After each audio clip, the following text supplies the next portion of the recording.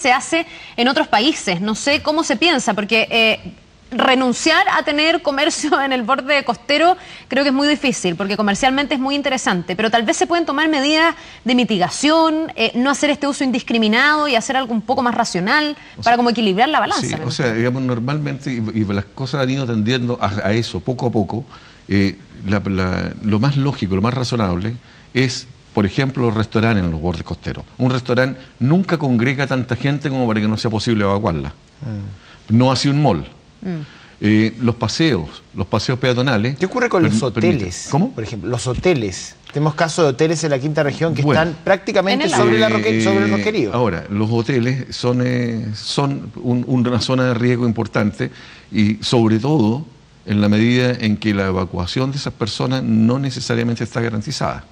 O sea, cuando tenemos, por ejemplo, el hotel del Casino de Viña, que conocemos, la verdad es que, bueno, esas personas hay que trasladarla a algún lugar alto, el Cerro Castillo, pero bueno, vamos a pasar ¿cómo? ¿En qué tránsito va a pasar?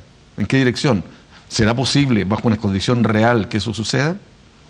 La verdad es que nadie ha dado una respuesta clara a ello.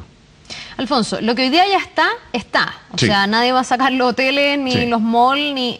Pero ¿cuáles son las medidas que se deben tomar de acá en adelante para que haya los menos posible de puntos conflictivos o de mayor riesgo? La verdad es que yo creo que este es un problema de madurez de nuestra sociedad, y mientras nuestra sociedad no madure y no ejerza los controles reales que deben existir sobre los proyectos, vamos a tener este problema. Y vamos a tener esto y otros problemas más. Hay varios hoteles, o sea, digamos, la apetencia por quien tiene un hotel en un borde costero es muy alta. Los intereses económicos también son bastante altos. Muy altos, sí. Y evidentemente los retornos que obtienen son bastante altos. En consecuencia, se trata de una lucha entre que no está bien equilibrada.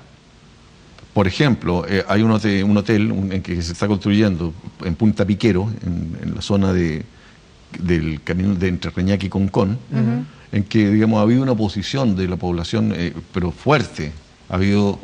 Pero simplemente, digamos, aún no parece que haya logrado tener resultados. Y el hotel sigue construyéndose. Alfonso, te quería preguntar y en esta misma línea, ¿no?, de lo que hemos hablado respecto de zonas inundables o proyectos que permitan que el agua entre y genere algún tipo de camino que cause el menor daño posible.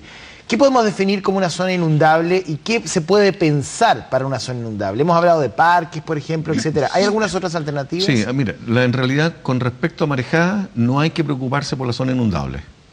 No llegan a ese extremo y, digamos, cuando llegan lo hacen en forma muy lenta, empiezan el oleaje a crecer muy de a poco. O sea, no constituyen un riesgo real para las personas, salvo que haya imprudencia por parte de las personas. Claro, que vayan caminando por el borde costero, como vimos. O sea, insistan en ello. Pero lo que sí, nuestro peligro más real son los tsunamis. Los tsunamis, durante mucho tiempo en Chile no los conocimos, se nos olvidó, el último fue en el año 60, pasó mucho tiempo y se nos olvidó. Afortunadamente para las personas y desafortunadamente para la sociedad, diría yo, o para la experiencia, fue que el tsunami del año 2010 fue en condiciones excepcionalmente benignas. ¿Por qué? Teníamos la marea más baja del año. En Talcahuano teníamos una marea de 2 metros, o sea, digamos, 2 metros más baja que la marea alta. Ya. Si esto hubiese ocurrido 12 horas después, habríamos tenido una altura de inundación 2 metros mayor.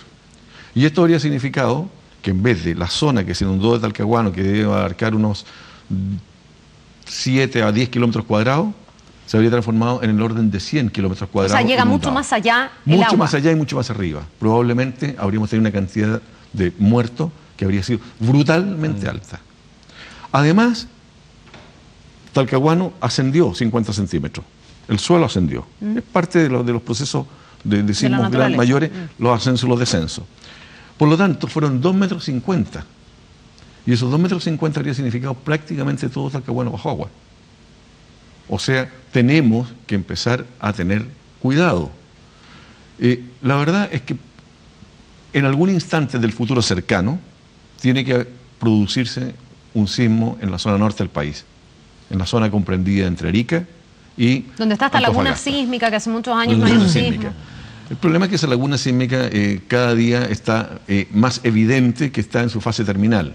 Yo lo diría de la siguiente manera. Si esto fuese un parto, estamos cuando empiezan los dolores de parto, digamos. Ya estamos con contracciones. Estamos con contracciones ya, claro. O sea, más o menos eso.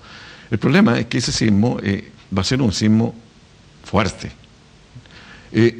Y si nosotros consideramos la experiencia del año del 2010, decimos, bueno, por causa de tsunami fallecieron 150 personas o algo así.